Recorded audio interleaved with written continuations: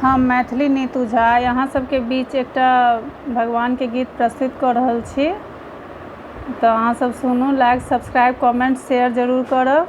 तो सुनू ई गीत भगवान के।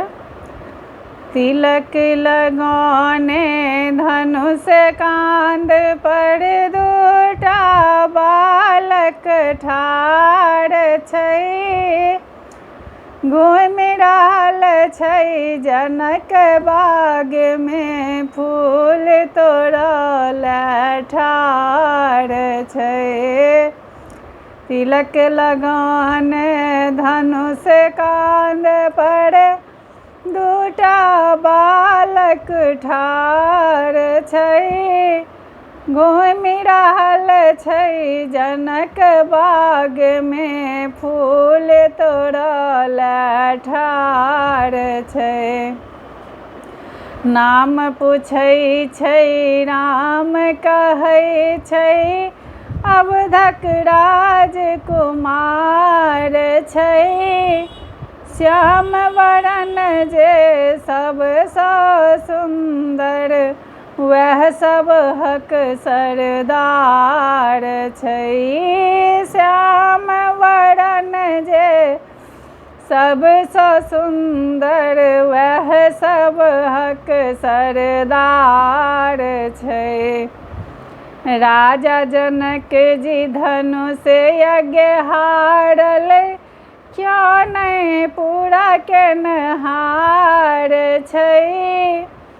देश ही देश के भूप सब आयल, धुनि रहल कपार छै।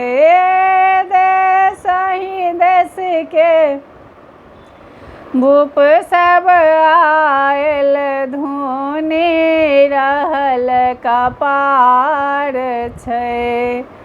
धिक्कार दैत जखन श्री राम के वीर विहीन संसार छै। सह सुनि श्री लक्ष्मण जी बजला, ई कोन कठिन पहाड़ छै। गुरु के आज्ञा लेला लक्ष्मण जी, राम जी ला तैयार छै। जखन राम जी धनुष उठाओल, मच गेल पूरा जयकार छै। जखन रामचंद्र धनुष उठाओल, मच गेल जय जयकार छै।